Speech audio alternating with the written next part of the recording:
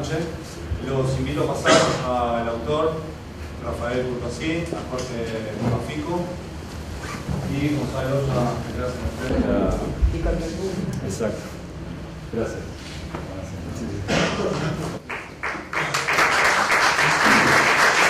Yo quiero brevemente agradecer al sensei, al maestro Gonzalo Tigista, que tuvo la generosidad de brindarnos esta exhibición y que tiene que ver, bueno, por supuesto, al amigo, al escritor, conocido por todos ustedes, Jorge Bafico.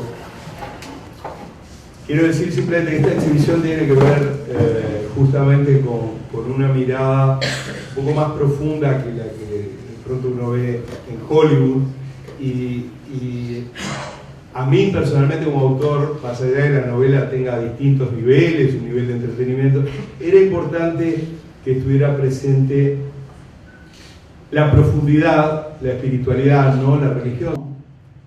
El libro de la desobediencia es un libro muy ameno de leer, donde se destaca también el sentido del humor.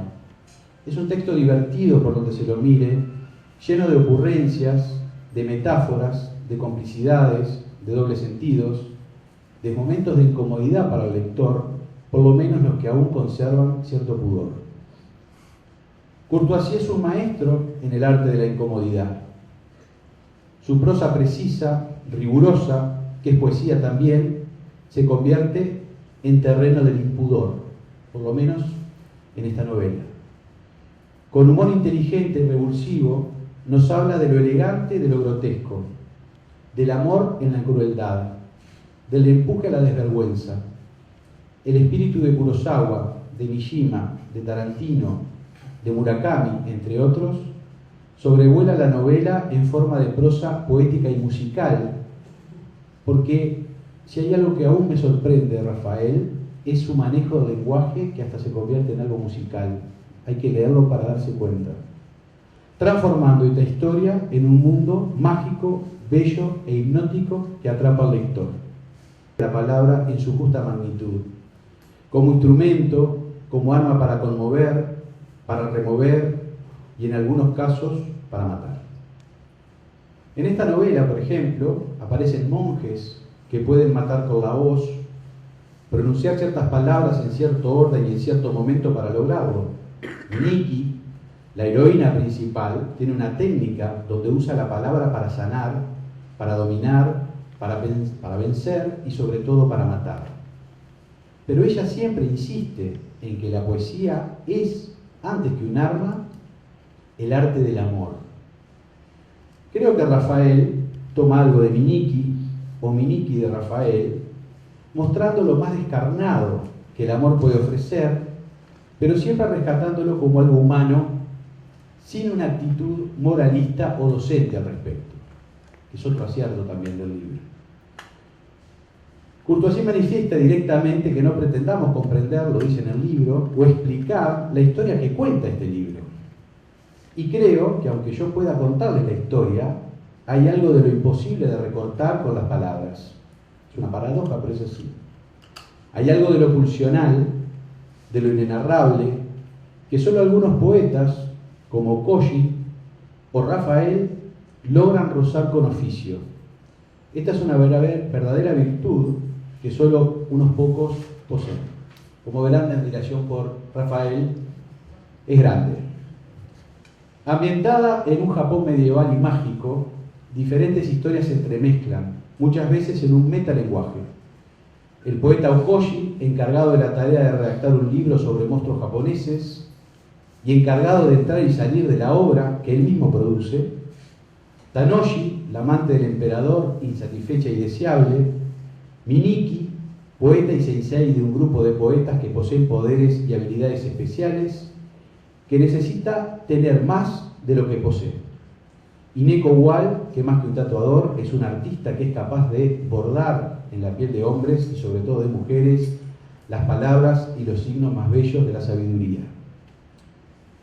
La historia de estos personajes atrapa, y la acción y el erotismo están bien presentes y permiten que Courtoisie reflexione sobre el acto mismo de la creación artística, sobre la desobediencia del hombre intrínseca a la condición humana, y creo que Rafael, en definitiva, se divierte.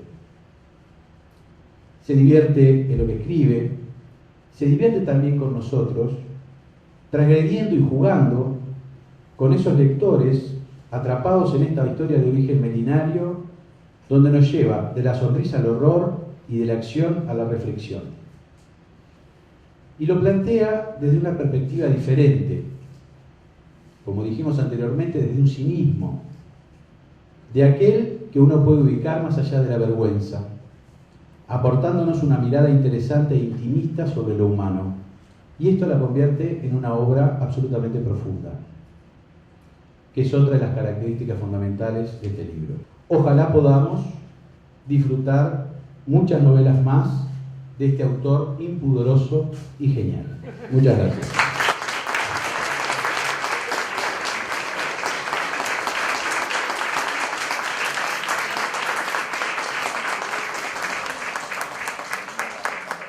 Bueno, si ustedes me permiten, a mí me gustaría hacer dos preguntas simplemente para introducir a que Rafael nos pueda hablar un poco él de esta novela.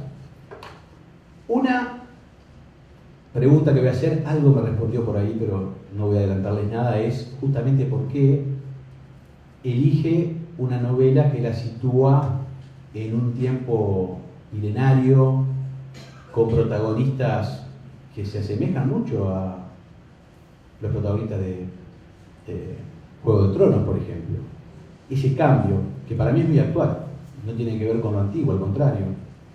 Esa es una pregunta, y la otra pregunta es, ¿con qué protagonista se supone que él se tendría que identificar con Okoye?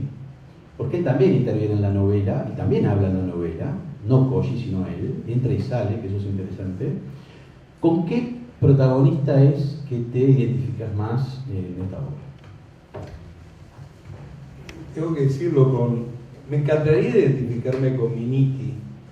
Miniki no es 90, 60, 90, tiene medidas que ninguno de los hombres ni las mujeres presentes, ni los trans, ni los cis, pueden imaginarse lo bella. Yo me encantaría ser Miniki. Si fuera Miniki no escribiría, estaría haciendo otra cosa. Pero no puedo.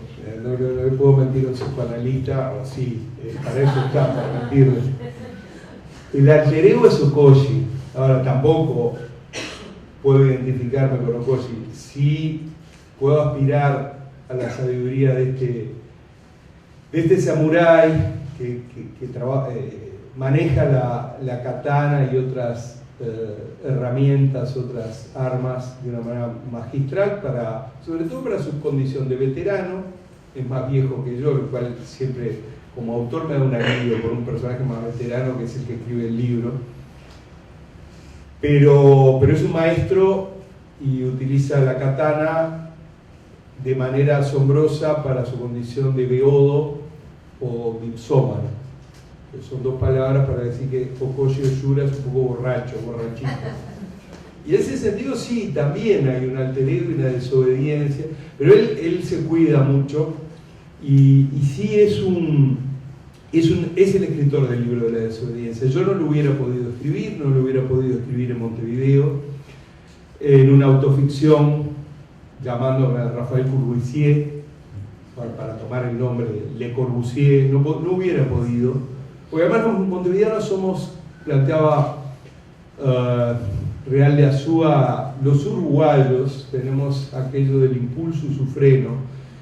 Lo decía mi profesor de semiótica, Fernando Andach, somos mesocráticos, somos una sociedad aún hoy que mostramos, bueno, los que lo tienen muestran su auto 4x4, yo no lo tengo, o sea que una insana envidia, lo tratamos después en sesión, pero somos una mesocracia, entonces no se podía escribir, Okoye no existiría en la mesocracia uruguaya, pero sí es mi alter ego, yo lo admiro, dice cosas que yo no hubiera podido decir, él escribe en varios niveles, lo que hace Rafael es traducir, yo soy una suerte de traductor de Okoye y armo, él escribe el libro de la desobediencia, pero a su vez se queja, fíjense, el Japón milenario de que habla la contratapa, el medieval.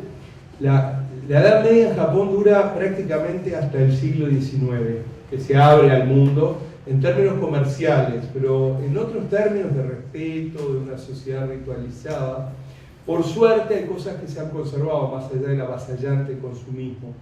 Pero básicamente quiero decir eso, la Edad Media es tan extensa en términos orientales que me permitía tomar a un Okoshi, que es un alter ego, y que sí acepta, porque no puede no aceptarlo, hacerle un poema, una loa al emperador, pero le toma el pelo, y acepta hacer por encargo, como lo aceptaría yo si mañana me llama el MEC, o si hay alguna autoridad presente, estoy disponible para hacer monstruos naturales de Uruguay. Después me tendría que exiliar. A él le encargan de hacer monstruos naturales de Japón. Y sí que los hay en Japón, por supuesto. Uno piensa en los dragones, piensa en el pez globo, que es un ser real. El pez globo es un pez finito, chiquito, así como se lo va a comer otro pez más grande, se hincha y forma un globo. En los restaurantes, como me enseñó a decir alias Sebastián Elcano, restaurantes, un plato de pez globo puede salir entre 300 y 500 dólares. Es pescado crudo, para hacer una analogía a algo semejante al sushi.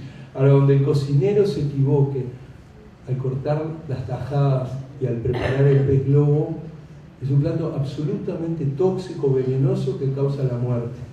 Entonces, uno no va a Japón yo no iría a gastarme 500 dólares para ver si me muero. Hay modos mucho más cercanos. Pero bueno, la gente de todo el mundo va y los propios japoneses comen el pez globo, es un monstruo y existe. Pero de pronto Koji ve en los monstruos naturales de Japón a la taza de té. Entonces es un objeto absolutamente cotidiano, que tiene un valor de uso y punto. Bueno, en esa taza de té o en la cuchara de madera o en una piedra, ve a los monstruos de Japón y los transforma con su modo poético. Y en ese sentido yo admiro a Okoshi, soy como una suerte de traductor. Por eso mi nombre en ideogramas japoneses está al revés, porque salvando las distancias está patas arriba, salvando las distancias, insisto, porque acá viene la parte narcisista. Ustedes saben que Pedro, tengo una capacidad para la digresión infinita. Ustedes saben cuando a Pedro, el apóstol Simón se llamaba Simón Pedro, tú eres Pedro y sobre ti edificaré mi iglesia, cuando Jesús lo nombra, es el primer papa. Bueno, cuando lo van a matar y lo van a crucificar, Pedro dice, no, yo no puedo ser como el maestro, por favor, crucifíquenme. No dijo crucifíquenme, crucifíquenme boca abajo, o sea, patas arriba. Y de alguna manera, salvando las distancias, Okoshi viene a ser como el maestro y yo vengo a ser como el torpe de Pedro. Pero con él trato de identificarme y hubiera querido identificarme con Miniki. Lo único que voy a agregar de Okoshi y de por qué Japón me permite decir cosas sobre América Latina, sobre el mundo y sobre Uruguay que no hubiera podido decir poniendo ese escenario. Entonces Okoshi, que recibe las monedas de oro y los encargos del emperador y se ríe del emperador porque le tiene miedo, se queja del IRPF. Se queja de que le aumentaron, tiene que pagar el IRPF y hace sus cosas para no pagar. Ese tipo de cosas aparecen en la novela y no son solo chistes, son partes que tienen que ver con esa calidad oriental que tenemos, que nos dio nuestra falta de nombre. Siempre fuimos la banda oriental, la provincia oriental, la república oriental del Uruguay. En ese sentido hay una gran mirada del lector. Por supuesto que sí comparece un Japón milenario y va todo mi respeto, pero la mejor manera de respetar algo es tal vez desobedecerlo y hacer cierto humor sobre eso.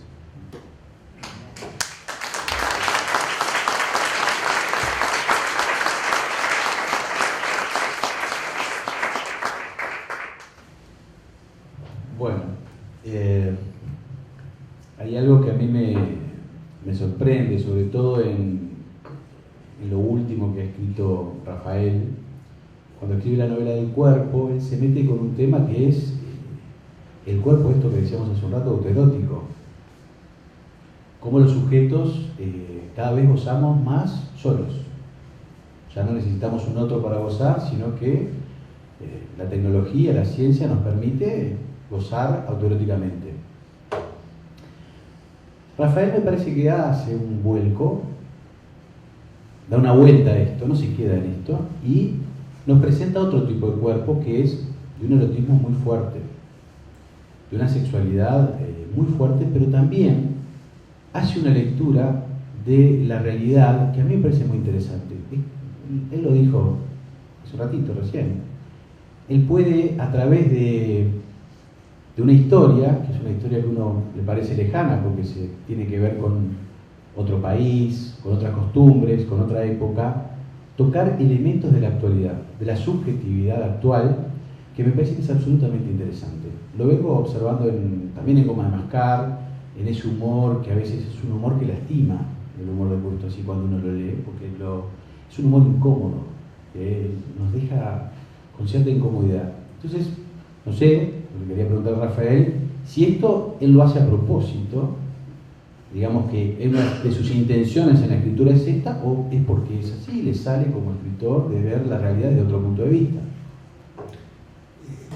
Es una pregunta difícil. Yo tendría que decir, me está mirando el editor muy fijamente, no, ¿qué va a ser incómodo? Se van a reír, van a pasarla bien, van a sentir un cosquilleo y cuando cierran el libro van a estar plenos y dichosos. No hay poesía en este libro, no hay incomodidad, es uno más de los productos de la industria editorial. Es una novela más estándar que ustedes van a comprar, la van a leer, la van a disfrutar y no les va a cambiar nada. Van a seguir sus vidas de tipo bourgeois, sus vidas mesocráticas. No les va a cambiar un ápice. Así que comprenlo.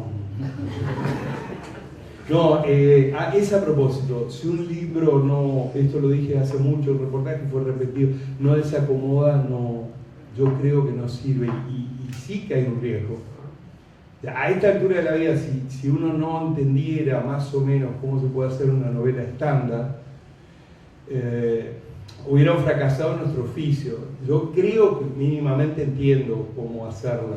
El problema es que no quiero hacerla, quiero desobedecer. Y ojo, me parece estupendo que existan novelas estándar y no tan estándar, y hay novelas de grandes sellos internacionales y obras que me parecen absolutamente necesarias para la vida humana, pero no fui yo llamado a hacerlas. Y entonces, en ese sentido sí, hay una intencionalidad. Pero como la vida misma, uno en la vida, en una relación amorosa, acaricia, se aproxima. El objeto del deseo es el otro y el sujeto, y eso es lo difícil del deseo, es el otro. Y a veces uno lastima y es lastimado. Entonces no, tengo que ser sincero aunque mi editor me mire mal. Sí, este libro en ese sentido es como el amor y como la vida, puedo leer mucho. Lo que pasa es que las cosas que valen la pena en la vida duelen. Yo no sé si este libro vale la pena, pero duelen. Y creo que si seguimos también en una estandarización de determinado tipo de literatura, de series, me parece que achicamos, hacemos como una acotación de la experiencia humana. Y ojo que yo no tengo nada ni contra las multinacionales ni contra, al revés, yo soy un gran admirador de Netflix, que es lo que tengo a mano. Y vi, desde que descubrí en Estados Unidos Breaking Bad, yo estudié química hace muchísimo, en el siglo pasado, vi todas las temporadas, toda la serie de Walter White y Pinkman, esa especie de príncipe Hamlet, y Walter White, esa especie de mezcla de Macbeth, de Ray Lear, porque el cáncer es como una vejez que te viene de golpe. Es un personaje shakespeariano y la vi 6 veces todas las temporadas, o sea, no tengo nada contra eso. Y no solo no tengo nada, ojalá pudiera escribir algunos no son muy buenos, pero muchos son muy buenos. Ahora, ese mundo contemporáneo está acá y está trabajado de esa manera. Alguien se puede reír con el chiste de Okoshi del impuesto a las retribuciones personales. Un escritor la tiene difícil, ¿no? Yo les quiero contar que yo he escrito prólogos para, no para la editorial que me está editando ahora, y entonces voy a cobrar el prólogo a la editorial y me hacen una retención del IRPF. No te preocupes, vos cuando hagas la liquidación te lo van a devolver. Lo que pasa es que yo no hago liquidaciones porque no gano.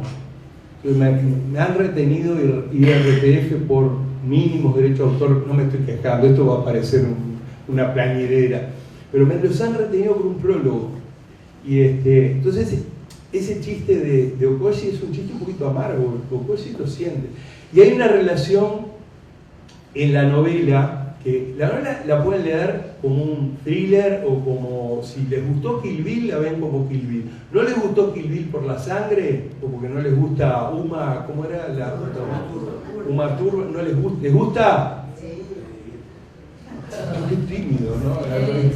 La mayoría de mujeres no les gusta la sangre de Kill Bill. No, acá no hay nada de sangre. Léanla porque es como un Kill Bill sin sangre.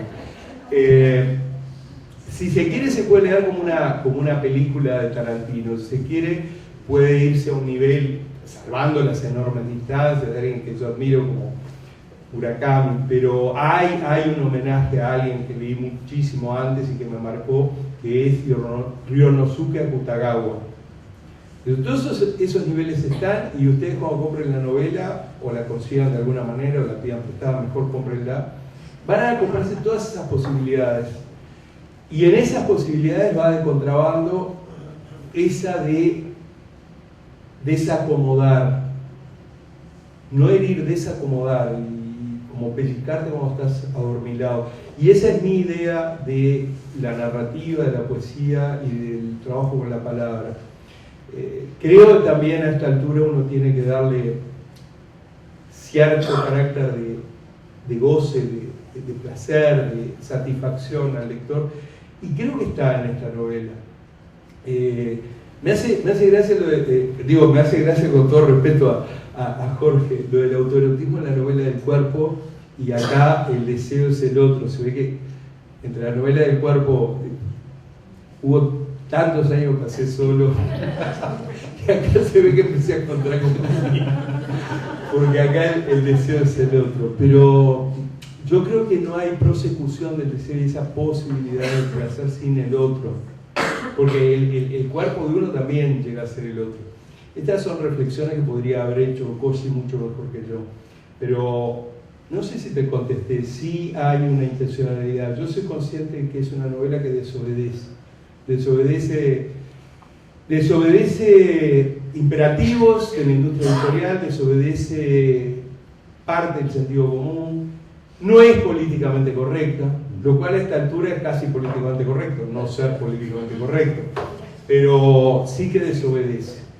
Y desobedece a varios niveles, y para eso está publicada y para eso está escrita la novela.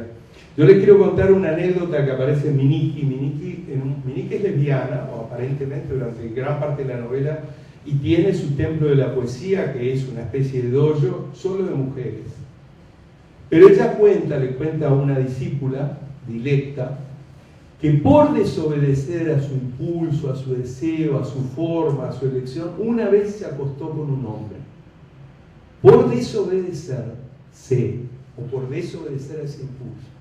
Y la discípula le pregunta, ¿y qué pasó? Y Miniki no le contesta que tuvo satisfacción, ¿no? ¿Pero qué pasó? Y entonces Miniki, la sensei, dice, le mandé cortar la cabeza. Y la discípula le pregunta, ¿cuál de las cabezas? Y Miniki le responde, las dos.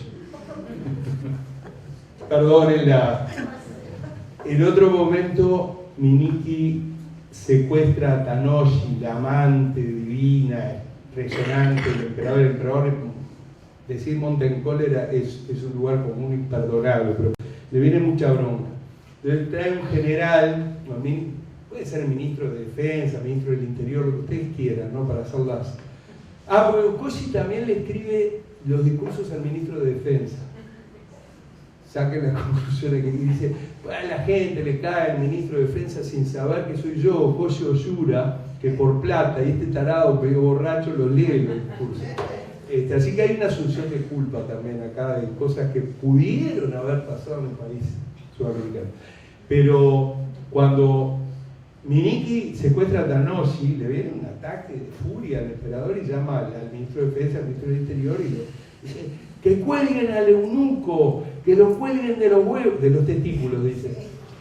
Y entonces el ministro, el general, le dice, no podemos, porque obviamente ya había perdido esas partes.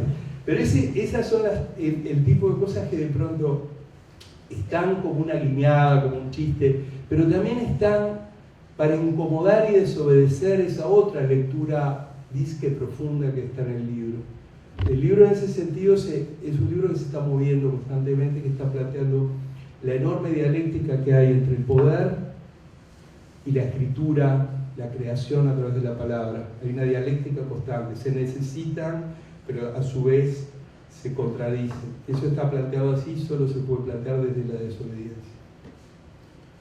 Bueno, creo que todos quedamos bastante entusiasmados con estas palabras de Rafael y con un poquito de ganas de desobedecer. Así que qué mejor que comprar el libro y leerlo en todos estos niveles. Yo cuando escribía un poco y pensaba qué decir acá, me quedo muy contento porque de alguna forma es lo que Rafael también ve. A veces un analista se pone a interpretar y a veces se le va un poco la cabeza y termina en otros lugares, pero me parece que justamente este libro es una historia simple, pero que al mismo tiempo tiene una gran complejidad por los varios niveles que está atravesado, desde el contenido, desde la forma que se escribe, que tiene, como decía hace un rato, una cosa de prosa, pero también poesía, pero que al mismo tiempo se juntan y que tiene una musicalidad. Y también es una novela donde el autor entra y sale. El autor me refiero a Rafael, con estas como disquisiciones que hace, muy precisas. Así que bueno, estamos todos advertidos, desobedecidos, así que ojalá tengamos, como dije hace un rato, más posibilidades de seguir viendo cómo este autor nos va mostrando el mundo de otro lado, por un lado absolutamente pulsional y que muchas veces queda de lado por el consumismo y por el poder de la imagen. Muchas gracias.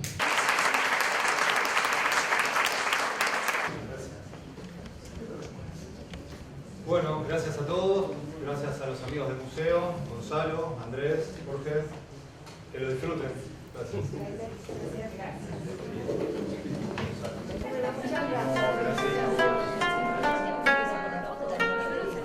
Gracias.